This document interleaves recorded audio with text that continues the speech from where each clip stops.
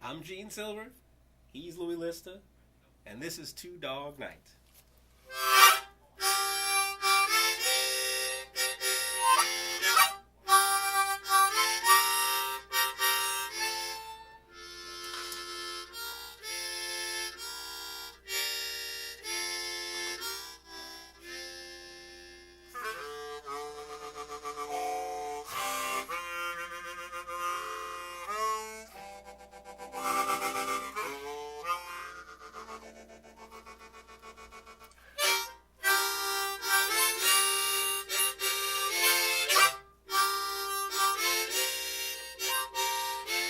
It was the night of the second Ali Frazier fight. I was working the night shift in Germany at the time in a Schildenfabrik, a sign factory. And every night around 11 p.m. in order to get to work, I had to pass through this big, tall gate with a barbed wire on the top. And to my right, in a cage of barbed wire, this big monster dog. And every night this dog would see me and he'd go berserk. Snarl and growl. And after 3 days of this, I got sick and tired of the son of a bitch scaring me. So I started talking back to him. He'd go, "Rawr!" And I'd go, "Rawr!"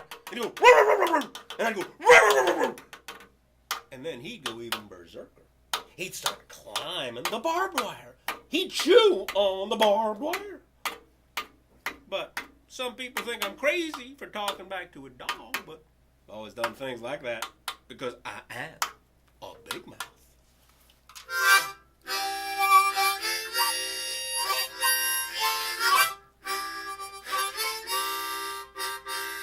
Which is one of the reasons I was rooting for Ali that night, the night of the second Ali Frazier fight. You see, me and Ali, we share an identity. He's a big mouth, and I'm a big mouth. There are groups to which we belong in life. Well, like I said, I'm a big mouth. I'm an American. I'm a Jew. And by this time in Germany, I had discovered, ich bin auch Deutsch.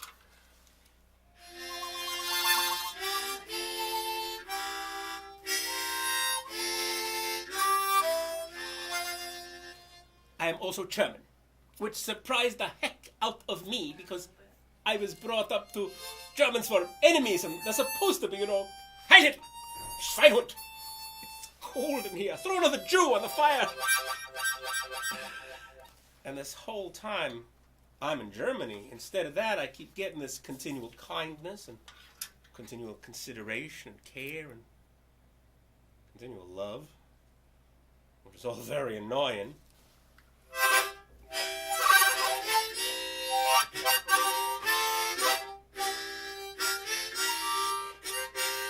It was the night of the second Ali Frazier fight. And by this time, Ali was hated so much for being a big mouth that the newspapers were calling Frazier the Great White Hope. And Frazier is darker skinned than Ali. Now me, I never blame Frazier for being called the Great White Hope by those who hated Ali. You see, people who hate always hate big mouths like me, like Ali. See, big mouths, we're always talking, we're always laughing, we're always enjoying ourselves. People who hate happiness. People who hate know life is a chore and a drudgery. People who hate know that life is full of fear and terror. Oh yeah, people who hate know the best that can happen is to die and go to this place they call heaven. Where no one strives. No one builds. No one does anything. People who hate want law and order. Peace and security. And utter complete silence. Like living in a cemetery silence. Like, don't disturb my peaceable enjoyment of my living death silence. Like, I wish you were dead silence. So people who hate always hate big mouths. Yep. Like me. Like Ali.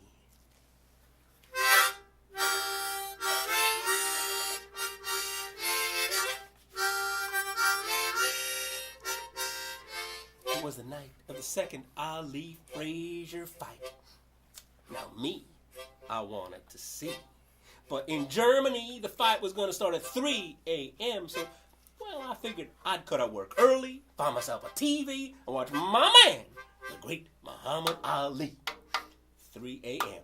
I leave the factory. I'm about 25 yards from the factory, about the equal distance from the gate, when a little too late. This important thing I forgot suddenly occurs to me. You remember that important thing I forgot? You remember that monster dog?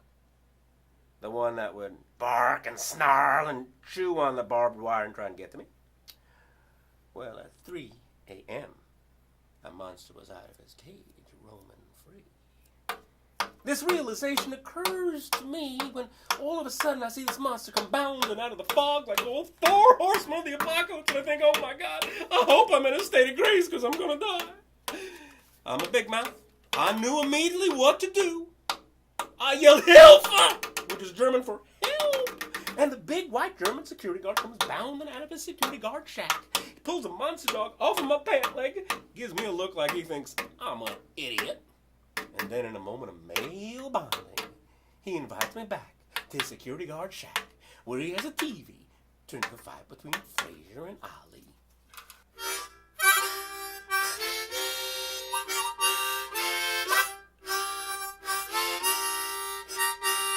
Now, it was the night of the second Ali Frazier fight, and everyone knew it was going to be a good fight. Everyone knew it was going to be a great fight.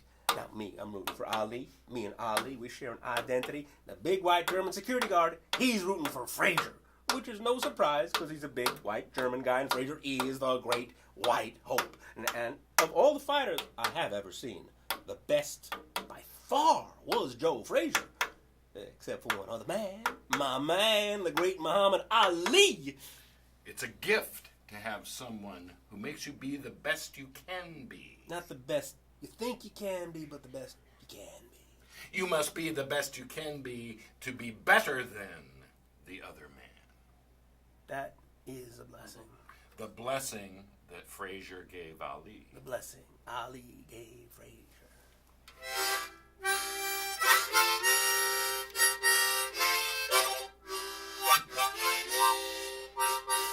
It was the night of the second Ali Frazier fight, and everyone knew it was going to be a good fight. Everyone knew it was going to be a great fight. Me, I'm rooting for Ali. Me and Ali, we share an identity, but I'm doing so quietly because the big white German security guard, he saved my life, and I don't want to seem ungrateful.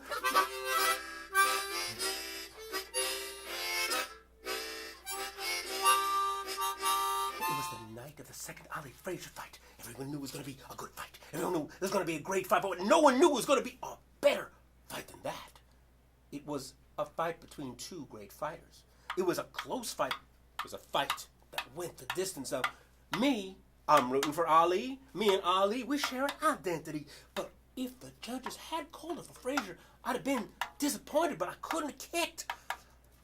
And then the judges announced the decision.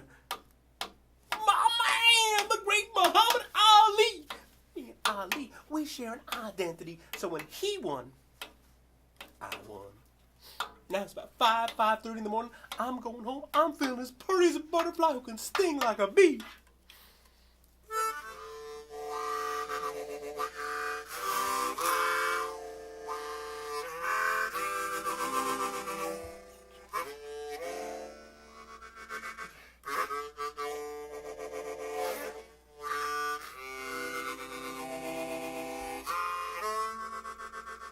So first, I don't notice this really thick fog. I mean real thick, like one of them 50s movies where the Martians have landed and they're going, your puny Earth weapons have no effect on our mighty Martian death race.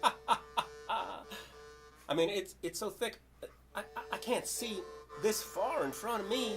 I gotta be about this close to see. But stop. I kneel down, I kind of feel and see where I am. Oh, Lord, I'm on blacktop, near a white stripe. I'm in the middle of a highway. And I know if I can't see this far in front of me. Sure as heck no one can see me. I don't know what to do. I don't know which direction to go. I don't know if I can keep going in that direction if I start. Don't want to walk off a cliff. And then in this distance, I hear this dog bark. I'm so glad to hear him. I head towards the sound. This big German shepherd come bounding out of the fog. And behind him, a man in a black leather trench coat. Looking like Conrad the White in Casablanca, you know. People having too much fun. Man in the black leather trench coat sees me and makes a gesture to the dog, and the dog immediately shows his teeth at me and snarls. I stand stock still, because I think, for the second time that night, that I'm going to die in a stupid echo of a war that ended a long time ago. Did it end? And I don't yell for help this time because I know no one can hear me. The man in the black leather trench coat looks me in the eyes, says,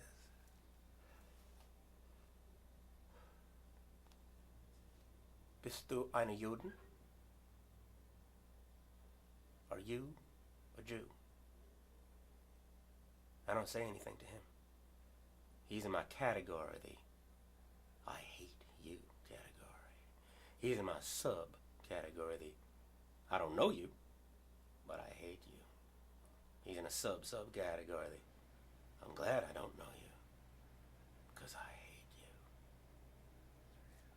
Man in the black leather trench coat makes a gesture to the dog, and the dog leans back like it's got a spring in me. Ask me again. Bist du eine Juden?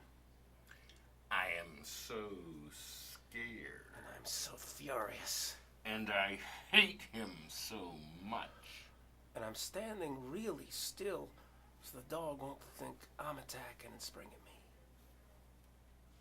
The man in the black leather trench coat walks all around me. And he snaps his fingers at the dog. And the dog leans back real peaceable. And the man in the black leather trench coat says to the dog, "Das ist ein Mann. Das ist ein Mensch." I walk away real fast. I don't care where I'm going now. How dare he tell me I'm a man? How dare he tell me I'm a human being? How dare you say anything about who I am? And that's how the story ended. For the longest time. For 30 years.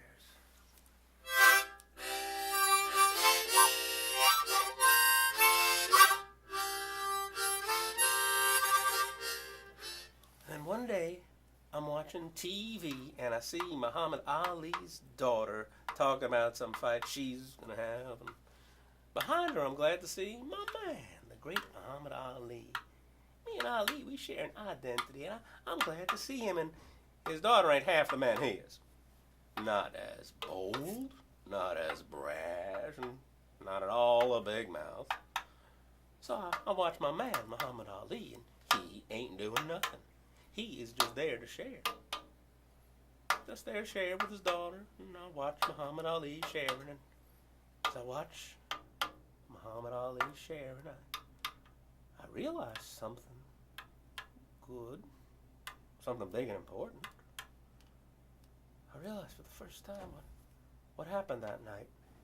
What really happened that night, the night of the second Ali-Frazier fight, 30 years ago.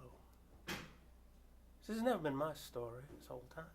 The story of the man in the black leather trench coat. See, that was the night of epiphany for the man in the black leather trench coat. That was the chance he gave up for vengeance. He could have killed me, but he didn't. Because he was a man and he said, "Ach, ein Mann."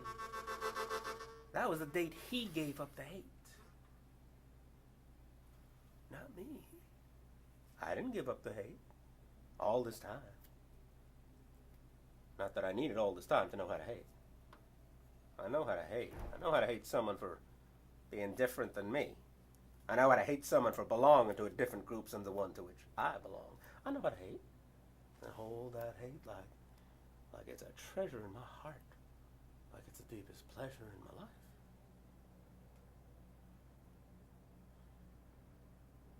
it's too late. I give up the hate. I finally say to the man in the black leather trench coat, Ich verstehe Sie. I understand you. Ich bin genau wie Sie. I am exactly like you. Wir zwei beide Deutschen. We two Germans. Wir zwei beide Menschen. We two human beings. We two human beings.